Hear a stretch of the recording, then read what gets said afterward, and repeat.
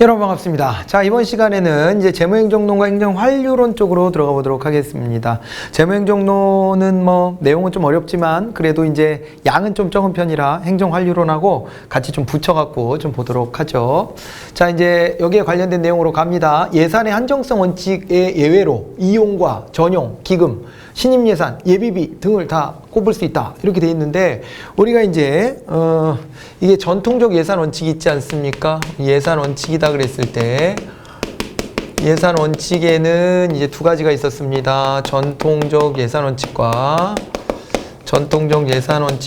그 다음에 현대적 예산 원칙이 있었고요. 현대적 예산 원칙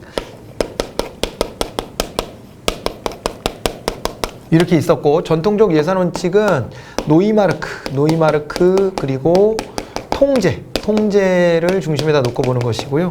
그 다음에 현대적 예산 원칙이다 그랬을 때에는 요것은 이제 스미스가 있었죠. 스미스가 있었고, 그 다음에 요거 이제 신축성의 확보다 이렇게 이제 봤었단 말이에요. 신축성의 확보까지 이렇게 이제 보는데, 예산의 원칙에서 전통적 예산 원칙이다라고 했을 때 여기에 이제 포함되는 것들이 쭉 있었죠. 완, 통, 균, 공, 명, 엄, 단, 산 이렇게 되는 거예요. 완통균, 공, 명, 엄, 단, 그리고 사, 한 이렇게 옵니다. 그리고 이 한정성의 원칙이 크게 세 가지로 나눠졌었죠. 양적 한정성과 그 다음에 또 하나가 이제 질적 한정성이 있었고요. 질적 한정성이 있었고, 또 하나가 이제 요게 있잖아요. 기간에 대한 한정성이 있었습니다. 기간 한정성까지. 양적 한정성, 질적 한정성, 기간 한정성까지 이렇게 이제 나눠서 보시면 됩니다. 자, 이제 그런데 여기 보니까요. 예외를 항상 물어보잖아요. 예외를 물어보는데 이용과 전용 그러면은 그건 질적 한정성이나 양적 한정성에다 걸칠 것 같고요. 그죠? 기금이다 그랬을 때는 어때요? 기금이다 그러면은 한정성의 원칙에 걸치는 게 있을까요? 신임 예산 그랬을 때 한정성의 예산에 걸치는 게 있을까요? 믿고 맡기는 예산인데. 예비비 같은 거요. 한정성의 원칙. 그거는 이제 질적 한정성 같은 것들을 정해주지 않고, 그리고 어디다 쓰라는 걸 정해주지 않고 마음대로 쓰도록 하니까 그 한정성의 원칙이 예외가 될 수는 있을 거예요. 자, 이렇게 해서 모든 게 다 들어가는 것은 아닙니다. 그래서 기금 같은 경우에는 해당이 없고요. 그 다음에 신임 예산도 해당이 없습니다. 네. 그래서 X로 이렇게 보셔야 되겠네요. 자, 그 다음에 스미스가 주장한 현대적 예산 원칙에는 보고의 원칙, 네. 그리고 적절한 수당 구배 원칙, 행정부 책임의 원칙, 명확성의 원칙이 있다. 명확성의 원칙이 잘못 꼈네. 명확성의 원칙은 여기 있잖아요. 이건 틀렸죠. 명확성의 원칙은 빠집니다. 자, 그래서 보고의 원칙, 적절한 수당 구배 원칙, 그 다음에 상호 연계적 예산의 원칙, 행정부 책임의 원칙, 그 다음에 기간 있잖아요. 기간 같은 거. 예산 기간도 1년으로 한정하지 말라고 하고 이런 얘기들이 다 들어가서 신축성 확보랑 관련이 많아요. 예, 이렇게 되는 것인데, 명확성의 원칙은 전통적 예산 원칙에 해당되기 때문에 요거는 이제 X로 보셔야 되겠습니다. X가 되었고요. 그 다음에 우리나라는 대통령제이기 때문에 의원내각제 국가보다 예산심의 과정이 엄격하지 않다 그랬는데요. 의원내각제 국가는 예산심의 과정이 엄격하지가 않아요. 근데 우리나라는 이거보다 훨씬 엄격하죠. 예산심의 과정, 대통령제 국가 대표적인 나라가 미국 아닙니까? 미국 같은 경우에는 예산은 겁나게 철저히 짭니다. 그리고 결산은 그냥 지나가 줍니다. 지나가 주되 다음번에 예산을 주지 않는 방식으로 해서 통제를 하죠. 그렇게 하는데 영국 같은 경우 예산은 그냥 이 정부가 알아서 짜게끔 해주고, 그 다음에 결산을 좀 빡세게 합니다. 예, 그런데 우리나라는 두 가지를 다 걸쳐서 해요. 두 가지 걸쳐서 하되, 우리도 대통령제 특성이 강하기 때문에 예산심의 과정이 엄격하지 않다라고 보기는 어렵습니다. 그래서 이것은 X로 이렇게 봐두셔야 되겠고요. 우리나라의 예산은 미국과 달리 법률보다 하위 기범으로서의 효력을 한다. 이건 맞는 얘기입니다. 왜냐하면 미국은 법률주의 형식으로 가기 때문에 그렇고요. 우리는 의결주의다 그래가지고 요게 이제 국회에서 통과가 되면 그러면은 예산으로 확정이 되는 겁니다. 근데 그게 법률의 형식은 아니에요. 법률의 형식은 아닌데 미국은 이걸 통과시키면 법률의 형식으로 짜줍니다. 그런 점에서 이제 차이가 있는 것을 확인해 보시면 되겠습니다. 그래서 이제 법률보다 하위 기범으로서 효력을 갖는 게 이제 우리나라 예산제도다. 이렇게 봐두시면 되겠고요. 자, 됐죠? 자, 그렇게 하시고, 그리고 그렇기 때문에 미국과 달리 우리나라는요, 대통령의 거부권이라든가 공포권 같은 것들을 전혀 인정하지 않죠. 미국에서 거부권을 일부 인정했다가 또 좀 축소가 되고 그러긴 했지만 어쨌건 그런 틀을 가지고 있는데 우리는 그런 틀조차 가지고 있지 않아요. 그런 점에서 비교를 꼭 해보셔야 됩니다. 우리나라의 예산심의는 본회의 중심이 아니라 상임위원회와 예산결산특별위원회 중심으로 이루어진다. 이건 오케이죠. 왜냐하면 우리나라 모든 심의 과정이 사실 본회의보다는 위원회 중심주의예요. 위원회 중심주의고 그런 맥락 속에서 예산도 마찬가지입니다. 이 국회로 이제 예산안이 넘어오잖아요. 새로운 회계연도 개시 120일 전까지 넘어오면 국회에서는 이것을 이제 일단은 요거를 이제 상임위원회에서 일단 한번 다루고요. 그죠? 상임위원회에서 일단 한번 다루고, 그 다음에 이제 거기서 예비심사를 하면은 예산결산특별위원회에서, 요거를 이제 종합심사를 합니다. 그죠? 예산결산특별위원회에서, 종합심사를 하고, 본회의 의결은 예산결산특별위원회에서 확정한 내용을 바탕으로 해가지고, 그걸 가지고서 이제 본회의에서, 이제 최종, 요거를 이제 확정을 하는 것인데 형식적이에요. 되게 형식적입니다. 그래서 이게 상임위원회와 예산결산특별위원회 중심으로 이루어진다. 이렇게 봐두시는 게 맞습니다.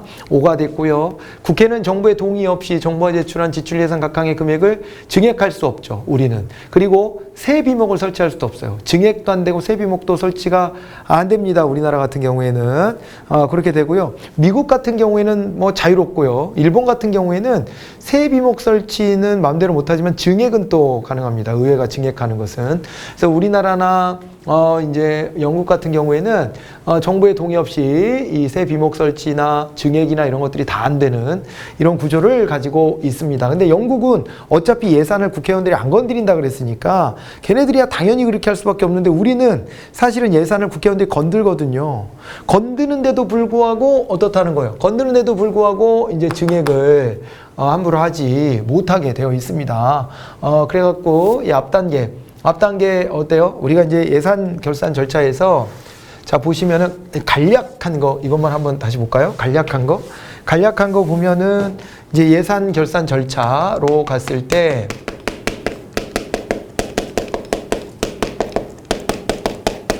예산결산 절차에서 간략 버전으로 이제 가게 됐을 때 그때 어떻게 되냐면 말입니다. 일단 예산에 편성이 있죠. 예산안을 편성을 하는 거. 자, 예산안을 편성하는 것은 이거는 이제 행정부가 합니다. 행정부가 하고 이것을 갖다가 국회로 제출하죠. 국회에 제출을 하게 되면은 그러면 국회에서는 이걸 이제 심의를 합니다. 심의를 하고 확정을 하게 되어 있죠. 그죠? 심의 확정을 하는데 요 과정은 이제 국회가 합니다. 이것은 이제 국회가 하는데요. 국회에서 보면은 이게 이제 3단계 버전 아니겠습니까? 3단계 버전입니다. 이것이 이제 예비심사를 합니다. 예비심사는 어디서 한다? 이것은 상임위에서 한다. 이렇게 보는 거죠. 상임위에서 각자 하고, 그 다음에 또 이제 종합심사를 한다 그랬습니다. 종합심사를 하는데, 종합심사는, 이건 예결특위에서 합니다. 예산결산특별위원회, 예결특위에서 한다. 이렇게 보시면 되고요. 그 다음에 또 이제 이것은 이제 본회의에서 최종 확정을 합니다. 본회의에서 이제 의결하는데 확정 절차인데 본회의 의결이라고 쓸까요, 그냥? 네. 확정이란 말이 앞에도 있으니까. 자, 이걸 갖다가 이제 본회의에서 의결을 하는데요. 본회의 의결은 어때요? 이것은 이제 말 그대로 이건 본회의니까 안 써도 되겠다. 그죠? 본회의 의결로 이렇게 가는 겁니다. 이래서 이제 확정이 돼 버리는 거예요. 확정이 되고 그러고 나면 이걸 이제 집행을 하지 않습니까? 집행의 주체는 또 이제 기재부이기 때문에 요거의 주체는 행정부를 중심으로 해서 볼 수밖에 없고요. 그리고 이게 이제 집행이 이루어지고 난 다음에 이것에 대한 이제 결산 절차에 들어가지 않습니까? 결산 내지는 결산 검사까지 이렇게 놓고 보면 행정부가 맡아서 하는데 특히 그것을 감사원이 중심이 돼서 하게 되어 있고요. 그 다음에 이제 뭐예요? 결산까지 이렇게 봤으면 그 다음에는 결산 심사를 하는 것이죠. 결산 심사를 하는데 이것을 다시 이제 국회가 하는 것이다. 이렇게 봐두시면 됩니다. 자, 이제 이런 이제 과정을 거치게 되어 있는데, 여기에서 있잖아요. 뭘 봐야 되냐면, 여기서 이제, 국회 상임위원회는요, 정부 동의 없이는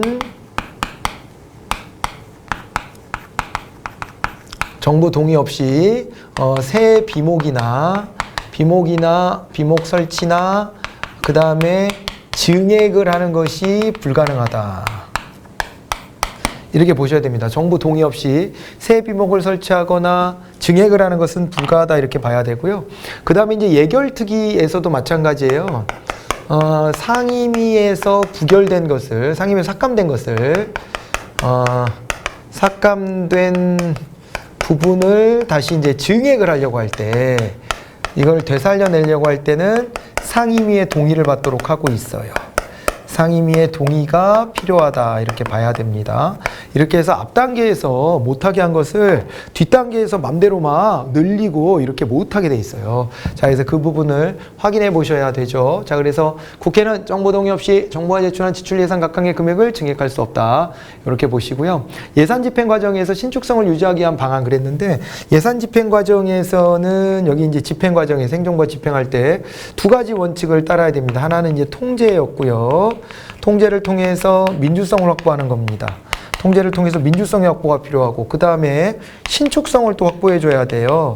신축성을 확보해 줌으로써 능률성을 도모하는 것이다 이렇게 봐야 되거든요. 능률성을 도모하는 것이다 이렇게 봐야 되는데, 여기서 보면 배정, 재배정 같은 거는 여기 이제 민주성을 확보하기 위한 통제 수단으로 들어갑니다.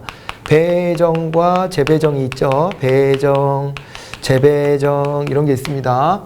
자, 그리고 총괄 예산주의다 이렇게 되면은요, 총괄 예산으로 주는 것은 통제는 약화되지만은 신축성을 확보하기 위한 수단이라고 봐야 됩니다. 그러니까 퉁쳐서 주는 거예요. 야, 이거 쓰는데 세부적인 건 잘 모르겠고 니들이 알아서 쓰고, 이거야 저 100억 줄 테니까 이 안에서 알아서 써봐 이렇게 하는 게 총괄 예산주의예요. 예, 그 다음에 긴급 배정이다 이렇게 하는 것도, 긴급 배정 같은 경우도 이제 빨리 땡겨서 내년에 써야 될 것을 미리 땡겨갖고 긴급 배정해가지고 쓰도록 하는 것입니다. 그래서 이것도 신축성 확보 수단이고요. 추가 경정 예산도 신축성 확보 수단이에요.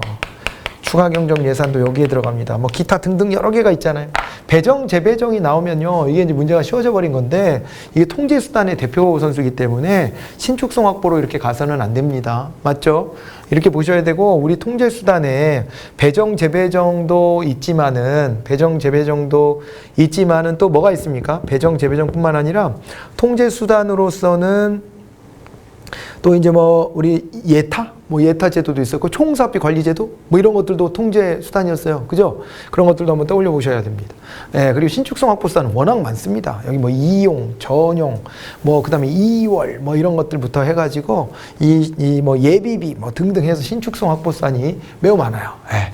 그렇게 이제 봐두시면 됩니다. 그래서 이건 X가 됐습니다. 자, 그리고요, 이제 국가재정법상 추가경정 예산안에 편성사유에는 세계잉여금이 남았을 경우 포함된다 그랬는데, 요거는 그렇지는 않습니다. 세계잉여금이 남았을 경우가 포함된다, 이거는 X고요. 이게 추경 편성사유는 못 돼요. 우리가 이제 여기에서 예산을 보면은 맨 처음에 이제 제출했던 예산이 이것이 본예산이고, 이 심의 과정에서 다시 제출을 할 수도 있는데, 이것은 수정예산이고요. 그 다음에 이게 확정을 해줘야 되는데, 확정이 안 됐을 때는 준예산 같은 것들을 또 떠올려 볼 수가 있고, 그 다음에 또 이제 집행 과정에서 신축성 확보 수단으로 이제 여기 추경이 있는 겁니다. 추경이. 근데 이제 추경의 편성 사유가 정해져 있지 않겠습니까? 추경의 편성 사유다라고 했을 때에는 크게 세 가지가 있었는데요. 기억하시죠? 추경의 편성 사유 첫 번째로 꼽아볼 수 있는 것은 이것이 전쟁이라든가 아니면 이제 대규모 재해가 있습니다. 대규모 재해가 발생했을 때, 그때는 이제 추경을 편성할 수 있고요. 그 다음에 또 하나가 뭐가 있냐면요, 대내외 여건의 중대한 변화입니다. 대내외 여건의 중대한 변화가 있대요. 대내외 여건의 중대 변화가 무엇일까 이렇게 보니까, 하나는 이제 요게 대규모 실업 사태 같은 것들이 벌어지는 거예요. 이제 경기 침체가 오잖아요. 경제가 침체가 되고 이 속에서, 경기 침체 속에서 어떻게 되는 거예요? 경기 침체 속에서 대규모 실업 같은 게 오는 거죠. 대규모 실업 같은 게 오면 이 추경해야 됩니다. 그리고 이제 남북관계의 변화가 있는 거예요. 남북관계로 인해 가지고요, 요 변화 때문에 추경을 편성할 수 있고, 그 다음에 이제 법령상 의무 지출이 있거든요. 법령상 의무 지출에 해당되지만은 이게 편성이 안 돼 있거나 편성된 액수가 너무 적다 이렇게 할 때는 추경으로 갈 수가 있다, 이렇게 공부를 했었습니다. 자, 그래가지고요, 세계잉여금이 남았을 때는 추경 편성사유는 아니고요. 세계잉여금이 남으면 어떻게 하라 그랬죠? 세계잉여금이 남으면 일단은요, 올해에 만약에 돈이 딸릴 줄 알고 진 빚이 있으면 그거부터 빨리 털어야 돼요. 그거부터 빨리 털고, 그 다음에 남는 게 있으면은 그걸 가지고 이제 과정에 들어가는데, 일단은 이걸 가지고요, 이런 걸 해야 됩니다. 이제 뭐가 있냐면요, 지방에 이제 필요한 돈을 좀 대줘야 돼요. 지방에 필요한 돈을 좀 대주고요. 그리고 이제 교부금 같은 거 있잖아요. 교부금 같은 걸 좀 줘야 되고, 그리고 또 이제 뭘 해야 되냐면은 이걸 가지고요.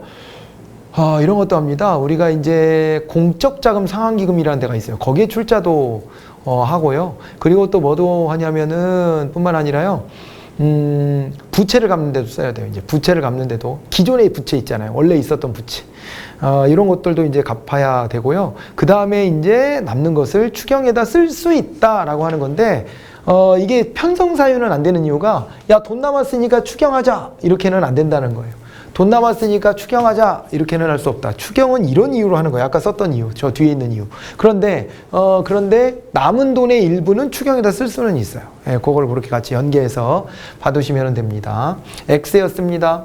현재 우리나라의 지방재정에는 지방세 지출제도가 도입되지 않았다 그랬는데요. 지방세 지출제도, 즉 이제 이거 조세지출제도거든요. 조세지출제도가 우리나라에 도입되어 있잖아요. 근데 조세지출 예산제도가 다 도입되어 있는데 지방세 지출제도도 도입되어 있어요. 예, 그래서 이건 X입니다. X입니다. 그래서 우리가 이제 조세지출 예산제도는 99년도 김대중 정부 때부터 이제 시작을 했어요. 그래가지고 지금은 완벽한 이제 조세지출 예산제도를 하는데, 지방에는 이제 보고서만 제출하게끔 되어 있죠. 조세지출 보고서. 이제 뭐 국가재정도 원래는 조세지출 보고서만 내는 것으로 출발을 했었거든요. 지방재정도 그런 이제 수순으로 가고 있습니다. 그래서 이건 X가 되었고요. 그 다음에요, 성인지 예산제도 짜야 되죠. 우리가 성인지 예산제도를 짜야 되는데, 여성 위주라는 말 저건 오해예요. 그렇지 않아요. 여성 위주가 아니라 양성평등을 위해서 해야 돼요. 여성과 남성에게 예산이 미치는 영향을 분석하라고 했지, 여성 위주로 예산을 짜라고 한 적 없어요. 그래서 이거는 틀린 얘기입니다. 양성평등에 기여하기 위해서 짜는 예산이다, 이렇게 보셔야 돼요. 그래서 이제 X가 되는 것이고요. 성인지 예산의 적용 범위에는 기금도 포함이 됩니다. 예, 이거는 이제 회계뿐만 아니라 기금도 포함돼요. 우리가 이제 예산 짤 때는 회계를 중심으로 보잖아요. 세입세출 예산 그러면은 일반회계와 특별회계 이렇게 짜잖아요. 일반회계, 특별회계로 짜는데, 그런데 이제 기금은 별도로 짭니다. 기금도 별도로 짜지만은 기금에서도 예산 결산 과정에 여기 이제 성인지 이 부분이 녹아 들어가게끔 이렇게 하고 있습니다. 그래서 이거는 5가 되는 부분이고요. 성인지 예산은 예산의 편성, 심의, 집행, 결산 과정에 모두 적용이 되고, 성별 영향 분석 평가는 정책이 성평등에 미칠 영향을 사전에 분석한다, 이렇게 해놨습니다. 자, 성인지 예산은 예산의 편성, 심의, 집행, 결산 과정에 모두 적용된다. 예, 편성할 때부터 심의 과정, 집행 과정, 결산 과정 여기에 모두 적용이 되고요. 그 다음에 성별 영향 분석 평가는 정책이 성평등에 미칠 영향을 사전에 분석한다. 이렇게 나와 있습니다. 그래서 사전에 이거를 분석을 해가지고 어떤 영향이 미쳐질지 예산을 짜는 과정에서부터 이걸 확인하고 들어가 주는 거예요. 그래서 이거는 이제 5다, 이렇게 보시면 되겠고요. 복식부기 제도는 현금주의에 주로 적용된다, 이렇게 되어 있는데, 우리가 이제 예산 절차는 이랬고, 그 다음에 또 이제 국가 예산을 짤 때, 이게 2000년대 넘어왔을 때까지도 어떻게 됐었냐면 2010년대에 와서 이제 바뀌는 건데, 그 전에 뭐였냐면 단식부기 제도였어요. 단식부기고 현금주의였죠. 현금의 흐름에 따라서 기재하는 방식. 현금주의 단식부기 방식이었다, 이렇게 봐야 됩니다. 현금주의 단식부기 방식이었는데, 이것을 이제 어떻게 바꿨냐면은 이거를 이제 복식부기로 바꿨죠. 복식부기로 바꿨고, 참 그 안에 라임을 맞춰야지. 그래서 이제 안에는요, 발생주의죠. 발생주의 복식부기로 바꿨습니다. 발생주의 복식부기로 바꿨다. 그래가지고 요게 이제 짝꿍이 어떻게 된다 그랬어요? 짝꿍이 되는 게 현금주의와 단식부기가 짝꿍이고요. 발생주의와 복식부기가 또 짝꿍입니다. 이렇게 짝꿍, 이렇게 짝꿍, 이렇게 되는 거예요. 그래서 복식부기 제도는 현금주의에 주로 적용한다는 것은 틀린 얘기가 되는 거죠. 짝꿍이 안 맞아요. 짝꿍이. 예, 그래서 이건 틀린 것으로 보셔야 되겠습니다. 자, 그 다음에 자산, 부채, 자본을 인식하여 거래의 이중성에 따라 차변과 대변을 나누어 계상하는 복식부기를 통해 부정이나 오류를 발견하려고 하는 하는 거예요. 복식부기는 장부를 단식으로 안 짜고 복식으로 이중으로 짜잖아요. 그래서 복식부기다 그랬을 때는 차변과 그 다음에 대비해가지고 차변과 이렇게 대변으로 짜지 않습니까? 그래서 뭐 여기다 자산을 넣었다 그러면 차변에다 자산을 넣었다 그러면 이쪽에다가는 이제 순자산하고 그 다음에 부채 이런 거를 집어넣어서 이거와 이거가 같아지게 만드는 거예요. 차변 대변이 결국에는 같아지게끔 만듭니다. 이렇게 해서 부정이나 오류를 발견하기 쉽도록 하는 방식이고요. 복식부기 제도를 도입할 경우에 총량 데이터를 확보할 수 있게 되고요. 최고 경영자에게 매우 유리해지는 것이고 그 다음에 한 번씩 이렇게 걸러내면서 가는 방식이어서 그런 점에서도 굉장히 유용하다 이렇게 볼 수가 있습니다. 그래서 5가 된다 이렇게 확인하셔야 되겠고요. 그 다음에 품목별 예산 제도가 이제 나왔습니다. 그러면은 요걸 좀 지워볼까요? 이제 우리나라 이제 예산 절차 같은 것들을 받고 이거보다는 사실은 더 상세한 그 버전 있죠? 기억나시죠? 상세 버전으로 날짜별로 해가지고 제가 이제 막 T-1년, T년, T+1년 해가지고 3년 중위로 해서 이렇게 쭉 잡아드렸던 그거 잘 보셔야 돼요. 그거까지도 잘 알고 계셔야 문제 잘 풀 수가 있습니다. 예, 그래서 그거 절대 놓치시면 안 돼요. 놓치시면 안 되고 그러고 간략 버전만 이번에는 확인해 봤지만 이 상세 버전 놓치지 말고 보셔라 이런 말씀 드리고요. 그 다음에 이제 예산 제도입니다. 예산 제도를 보면 미국 제도 중심으로 해가지고 우리가 이해를 해봐야 돼요. 미국 제도 중심으로 이해를 해봐야 되는데 자 이게 이제 미국 제도다라고 하면 미국의 이제 예산 제도의 변천을 보는 거예요. 예산 제도의 변천을 보는데 이 예산제도의 변화가 점증주의에서 이 점증주의에서 총체주의로 넘어가는 거 아닙니까? 점증주의 방식을 하다가 정치적 합리성을 추구하다가 경제적 합리성을 추구하는 합리주의 방식으로 넘어갑니다. 합리주의 내지는 이제 총체주의 이렇게 얘기를 하죠. 총체주의 방식으로 넘어가게 되는데 그런데 이 점증주의 예산제도에 무엇이 있느냐 했을 때 LIBS 품목별 예산제도와 그 다음에 PBS 해가지고 요거는 이제 성과주의 예산제도가 됩니다. 그리고 있잖아요. 합리주의 예산제도에서는 여기서 이제 PPBS 계획 예산제도가 있었고 그리고 또 하나가 이제 제로 베이스 버제팅이라고 해가지고 제로 베이스 버제팅 요거 이제 연기준 예산제도까지 이렇게 있습니다. 그리고 근데 이제 시기상으로 보면 여기에 하나 더 끼어드는 게 이제 바로 MBO 목표관리 예산제도가 있었다 이렇게 봐두시면 됩니다. 그래서 품목별 예산제도는 LIBS는 통제가 용이하나 자원 배분의 효율성을 저해한다. 이것은 맞는 얘기가 됩니다. 이게 품목 단위로 짜다 보니까 야 이거 왜 돈 이렇게 썼어? 다른 거 더 싼 것도 있는데 너 이렇게 비싸게 돈을 낭비했어? 이렇게 이제 접근하기엔 좋은데 근데 이러다 보면은 무슨 문제가 생겨버리냐면은 말이에요. 이게 이제 사업이 잘 된 건지 안 된 건지 무슨 사업을 하는 건지 많은 건지 이것에 대해서 파악이 잘 안 돼 버립니다.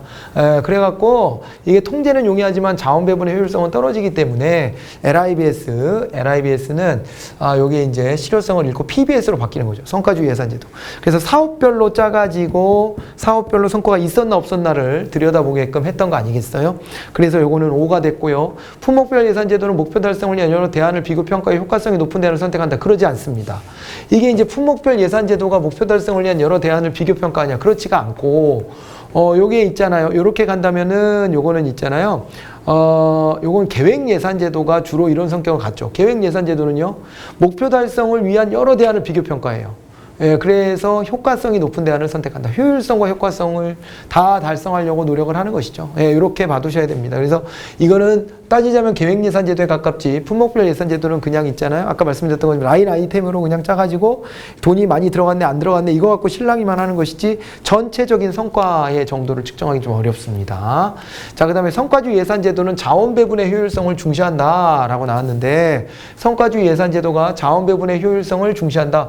효율성을 이제 보기 시작한 겁니다. LIBS는 통제에만 신경을 썼다면 이제 효율성을 들여다보는 것이고요. 그 효율성을 아예 경제적 합리성으로 끌고 나가려고 했던 게 PPBS, ZBB가 되는 것이고 그렇습니다. 여기서부터는 효율성을 따지긴 하는 거예요. 이전에는 효율성보다는 경제성이에요. 경제성을 따지기 시작했고 여기서는 경제성을 넘어서서 효율성을 따졌고 요 PPBS로 가면 이제 효과성 측면까지 같이 또 고려하면서 경제적인 어떤 그 극대화된 합리성을 추구했다 이렇게 이제 보셔야 되는 것이겠죠. 그래서 요것은 5가 됩니다. 5가 5가 되고요. 자, 그 다음에 성과주의 예산제도에서는 부서별 자원 배분이 아닌 부서의 경계를 초월한 정책 또는 프로그램별로 자원 배분이 이루어진다. 이렇게 나왔는데요. 여기 이제 부서의 경계를 초월하는 예산이 가능한 것은 맞습니다. 그런데 여기 있잖아요. 프로그램별로라고 나오면 프로그램은 여기 들어가는 거잖아요. 여기는 퍼포먼스입니다. 사업별로 이렇게 하는 것이어서 사업 단위로 이제 가게 되는 것으로는 맞는데, 그런데 이걸 프로그램 단위로 확장해 가지고 부서의 경계를 아예 그냥 넘나들어 버리면서 이렇게 짜는 예산이다 그러면 이거는 계획 예산 제도의 특징으로 가주시는 게 좋습니다. 그래서 여기서부터 사업 단위로 짜기 시작하고 부서별 어떤 경계가 느슨해지기 시작하지만은 PPBS로 가게 됐을 때는 이걸 완벽하게 구현해 버리는 거예요. 네, 그래가지고 요게 이제 요 설명은 이제 PPBS로 이렇게 가주시는 게 좋겠고, 그 다음에 계획예산제도 예산결정은 점증적 접근이다. 점증 아니죠? 합리주의적 방식이고요. 그렇게 되고, 하향적 예산제도로서의 의미도 있어요. LIBS, PBS, MBO, ZB 전부 다 상향적 예산이거든요. 그런데 PPBS는 하향적 예산제도의 특성을 갖고 있고요. 그 다음에 우리나라도 지금 현재 스코어 PPBS를 사실상 하는 것이라고 볼 수도 있는 거죠. 왜냐하면은 우리가 하는 게 총액 배분 자율편성 이런 걸 하고 프로그램 예산제도 도입해 있고 그렇기 때문에 우리나라도 유사하게 이 제도를 유지하고 있습니다. 그래서 요거는 점증적 접근이 아니라 총체적 접근이다 이렇게 보셔야 돼서 X가 되었습니다. 계획 예산제도는 정치적 합리성보다 경제적 합리성을 중시하는 것으로 이해를 하셔야 돼요. 이쪽은 경제적 합리성, 그리고 이쪽은 이제 정치적 합리성이다 이렇게 보시면 되죠. 기존에 줬던 거 뺏지 말고 주던 거 주면서 추가적으로 써야 될 때가 있으면 더 얹어주자 이렇게 되는 게 요게 이제 점증주의 방식이 되는 건데요. 여기서는 이제 그러지 말고 모든 대안을 검토해서 가장 능률성이 높은 거, 효율성이 높은 거 이런 걸 선택합시다 이렇게 가는 거라서 여기는 경제적 합리성이었습니다. 자, 이제 이렇게 봐두시고요. 계획예산제도는 연기준 예산제도보다 운영면에서 전문성을 적게 요구하므로 모든 조직 구성원들이 진지하게 참여한다 그랬는데 전혀 그렇지가 않습니다. 계획예산제도는 있잖아요. 5년짜리 장기 계획을 짜고 그 안에서 이걸 운영해야 되니까 전문성이 매우 많이 요구가 돼요. 그래서 하향적 예산제도로 이렇게 간다라고 봐두시면 됩니다. ZBB는요, 의사결정 패키지가 있고요. 그 다음에 여기에 이제 예산을 편성하는 단위들을 딱 쪼개줘가지고 그 안에서 상향식으로 이렇게 쌓아 올리듯이 탑을 쌓아 올리듯이 밑에서부터 이렇게 쌓아 올리는 방식으로 가요. 자, 그래가지고 요거 이제 PPBS랑 좀 구분이 좀 필요합니다. X가 됐고요. 예산은 보수적이고 계획은 쇄신적이다 이렇게 했는데요. 예산은 보수적이에요. 예산이라고 하는 것은 어때요? 예산이라고 하는 것은 아무래도 1년 단위로 이렇게 짜면서 크게 변화를 주기도 어렵고 이래요. 근데 계획은요, 좀 장기적인 시야를 가지고 쇄신을 하는 건데요. 그거를 결합한 게 PPBS다 이렇게 보시면 돼요.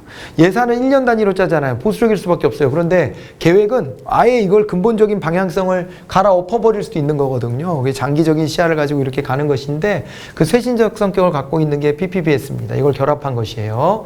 자, 그래서 이건 5가 됐고요. 계획 담당자는 미래지향적이고 발전지향적이고 소비지향적이다. 근데 예산 담당자는요, 보수적이에요. 부정적이고 저축지향적이에요. 이것도 5가 되는데, 우리 보면 기재부 직원들은 맨날 이러잖아요. 되게 보수적이고 부정적이고 저축지향적이고, 국민들을 위해 갖고 재난지원금 주면 어떨까? 안 됩니다. 왜 안 되는데? 우리 지금 재정 상태가 안 좋아요. 이 경향이 안 좋습니다. 이렇게 쓰다가는 거덜나요.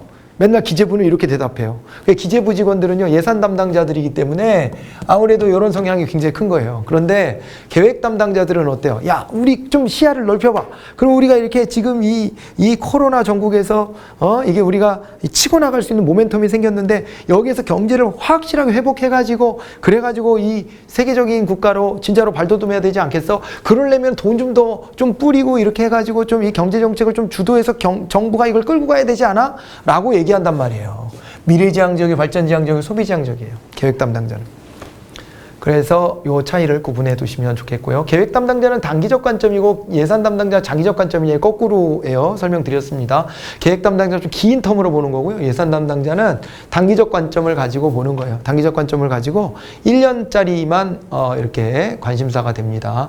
그래서 이거는 X가 됐어요. 거꾸로 돼 있다는 것을 알아두시면 되겠고요. 자, 그 다음에 비과세, 감면 등의 세제 혜택을 통해서 포기한 액수를 조세지출이라고 하고, 조세지출 예산제도는 조세지출의 내용과 규모를 주기적으로 공표해 관리하는 제도입니다. 그래서 앞에서도 우리가 요 조세지출 예산제도 살짝 봤었는데요. 이런 개념으로 따라 들어가 보시면 돼요. 그래서 조세지출 예산제도를 안 하면 이게 사실상의 보조금 지급의 효과가 있기 때문에, 그렇기 때문에 이거를 관리를 안 해주면은, 그러면은 이제 과잉되게 이제 돈이 지출되는 효과가 그대로 나타나는 거거든요. 거들 세금을 안 거뒀기 때문에. 그리고 이것은 서독에서 시작됐다. 그것을 미국이 받아들였고 우리도 받아들였다. 이렇게 이제 보셔야 되죠. 그 역사적인 것도 같이 한번 신경을 써보시기 바랍니다. 자, 그리고 이렇게 미국에서 전개된 예산제도 이외에 신성과주 예산제도, 최근에 이제 예산제도가 신성과주 예산제도라고 할 수가 있는데, 요거는 성과 목표는 통제하되 수단과 선택의 운영에 필요한 폭넓은 재량을 허용한다. 이렇게 되어 있습니다. 이렇게 되어 있어서 맞는 얘기인데, 성과 목표는 통제를 하는데요. 그런데 수단과 선택 운영에 대한 재량을 많이 허용해 주면서, 그러면서 이제 성과를 끌어내도록 하는 것이 신성과주 예산제도다. 이렇게 보시고, 신성과주 예산제도는 예산 집행 결과 어떠한 산출물을 생산하고 어떠한 성과를 달성했는가를 측정하고, 이를 기초로 책임을 묻거나 보상을 하는 결과 중심 예상체계. 성과주의니까요.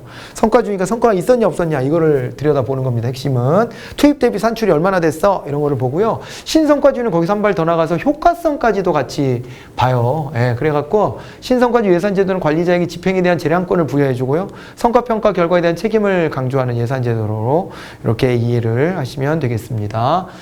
그리고 신성과주 예산제도는 총액결정권을 합으로 위임한다 그랬는데, 그건 그렇진 않아요. 신성과주 예산제도에서 총액결정권, 전체적인 큰 틀은 이것은 이제 중앙집권화를 하고, 그 다음에 거기서 아까 이제 방식을 선택한다든가 이런 것들에 대해서는 세부적인 것들은 합으로 위임하는 방식이다. 이렇게 보셔야 됩니다. 그래서 이거는 X로 이렇게 보셔야 되겠고요. 됐죠? 자, 여기까지가 이제 우리 예산제도 관련된 부분이었습니다.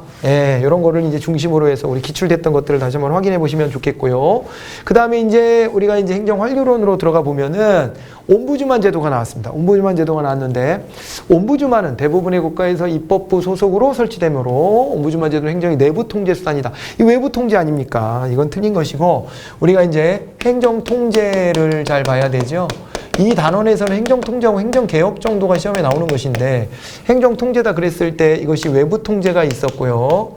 외부 통제가 있고, 그 다음에 또 내부 통제도 있었습니다. 그죠? 외부 통제와, 그 다음에 이제 내부 통제가 있는데, 외부 통제와 내부 통제가 있었습니다. 이렇게 있었고, 그 다음에 이제 여기서 이제 공식적인 통제 수단이 있었고, 비공식적인 통제 수단이 있었단 말이에요.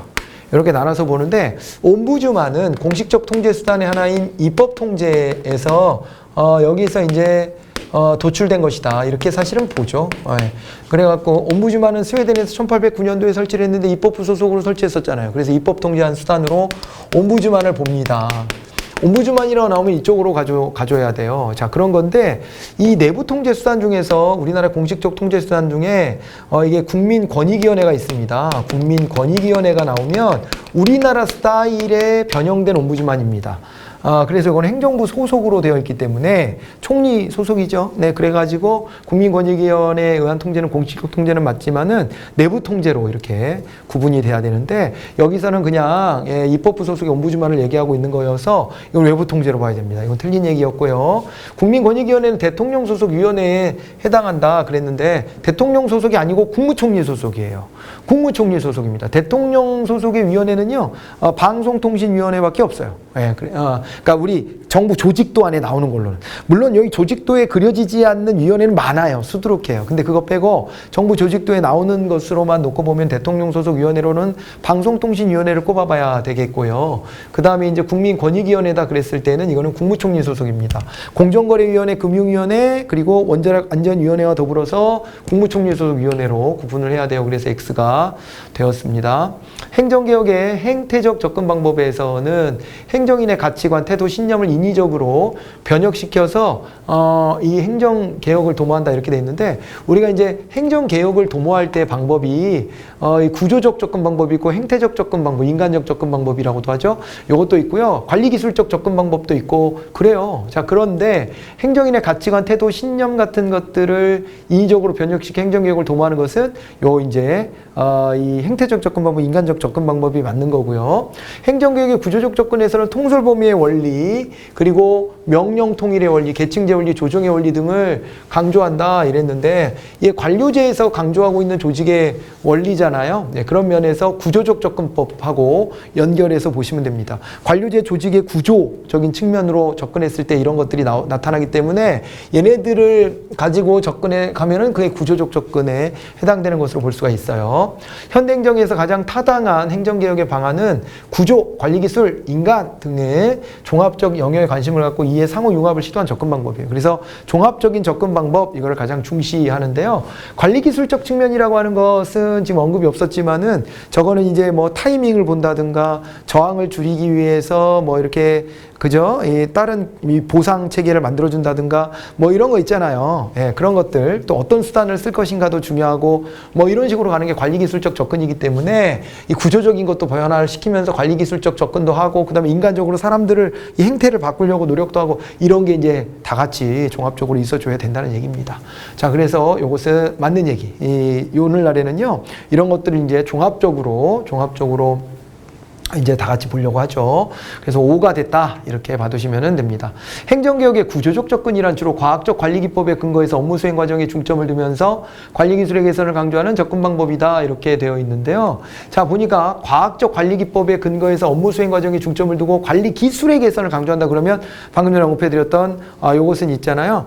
이제 관리기술적 접근 방법이라고 봐야 되죠. 말을 다 넣어줬잖아요. 이런 걸 관리기술적 접근 방법이라 하는 거예요. 구조적 접근 방법은 구조 자체를 개편하려고 하는 것, 이것으로 따라가셔야 됩니다. 그래서 이것은 X가 되었습니다. 자, 우리나라 행정개혁은 이것도 참 어렵게 출제됐던 주제인데 우리나라 행정개혁은 행정쇄신위원회, 정부 3.0 그리고 정부혁신지방분권위원회 열린혁신의 순서로 전개되었다 이렇게 나왔는데요. 이거는 이제 틀린 부분이 있습니다. 이게 이제 뭐냐면요, 행정쇄신위원회는 이것은 김영삼 정부 때 있었던 일이라 맞는 게 되는데요. 정부혁신 지방분권위원회가 나왔잖아요. 요거 같은 경우에는 요게 이제 노무현 정부 때 있었던 것이기 때문에 요거 같은 경우에 정부 3.0이 박근혜 정부보다 앞으로 가야 되죠. 여기가 순서가 뒤집어져 있어요. 열린혁신은 문재인 정부의 혁신이어서 이거는 맞는 건데 요거 정부 3.0과 정부혁신 지방분권위원회를 이제 뒤집어서 이렇게 보아야 합니다. 아셨죠? 그러니까 이렇게까지 나오면 되게 어려워지는 거예요. 우리나라 역사를 또 보는데 이거 어려워졌어요. 어려워졌고 이것뿐만 아니라 우리 기출된 것들을 보다 보면은 미국의 행정개혁이나 영국의 행정개혁, 뭐 심지어 막 뉴질랜드 뭐 이런 걸 소개한 적도 있는데 그거는 이제 한 번 나오고 두 번, 세 번은 나오긴 좀 어려운 것이고 뉴질랜드 같은 나라는 되게 소국 아닙니까? 소국이고 관광업으로 먹고 살고 이런 나라 아니야? 그런 나라잖아요. 그런 나라랑 우리나라 비교하기는 좀 어려워요. 어려운데 신자유주의적인 개혁을 했다 그래가지고 그거를 가지고 좀 언급을 했던 경우인데요. 미국이나 영국의 행정개혁은 좀 중요하죠. 중요한 의미가 있고 특히 그 영국 행정개혁으로서 88년도에 있었던 우리가 넥스트 스텝스 개혁 이거를 통해 가지고 이제 책임운영 기관을 설치를 했죠. 그렇게 됐었고 91년도에 메이저 총리 때 했었던 이제 그 시장성 테스트 개혁이라든가 아니면은 있잖아요. 이제 국민들의 권리를 선언하는 이런 이 개혁들도 했습니다. 일부러 이제 고객들의 권리가 이런 겁니다라고 이제 신자유주의적인 어떤 선언도 하고 막 그랬었는데 그런 것들이 전부 다 이제 영국의 개혁의 일부였습니다. 그런 것들을 한번 떠올려 보시는 것도 좋겠다 싶습니다. 그래서 요거는 X로 이렇게 보시면 되겠습니다. 자, 그래서 역사적인 게 나오면 좀 어려울 텐데 그런 것들까지도 감안은 하시고 자주 출제되는 거 중심으로 일단은 보셔야 되니까 행정관료론에서는 아무래도 이제 딴 거보다도 바로 우리 행정통제 부분 아까 이제 좀 그리다가 뭐 여러 개가 소개는 안 돼서 그냥 말았지만 그 안에 이제 채워 넣는 것들 연습 우리 여러 번 해봤단 말이에요. 그런 것들 연습을 아주 잘 해두시면은 좋겠습니다. 자, 이렇게 해가지고 이제 이번 시간까지 마무리가 됐고요. 다음 시간에는 이제 지방행정론 하나가 남았습니다. 지방행정론이 남았는데요. 지방행정론 같은 경우는 요거 끝부분에 있다 보니까 우리가 좀 소홀하게 다루게 되는 경향이 좀 있더라. 이렇게 이제 말씀을 드렸고, 이게 지금 보면은 우리 기출문제에서도 이제 몇 개 안 남았거든요. 한 20여 개 정도가 남았는데, 한 30개 좀 안 되게 남았는데, 90개, 아니다. 몇 개가 안 남았구나. 몇 개가 안 남았는데요. 그게 그만큼 우리 기출에서도 크게 잘 안 다뤄졌다는 얘기이기도 해요. 그러기는 하지만은 최근 경향이 그렇다 그래서 이걸 또 빼놓고 갈 수는 없어요. 그래서 다음 시간에는 몇 개 안 되는 문항이긴 하지만은 그걸 가지고 이제 도출할 수 있는 것들 다 끄집어내가지고 그래가지고 지방행정론 한번 좀 깔쌈하게 정리를 하고 이 파이널 특강을 마무리를 하도록 하겠습니다. 고생들 많으셨고 다음 시간에 파이널 특강의 파이널에 만나 뵙도록 하겠습니다. 수고 많으셨습니다. 안녕히 계십시오.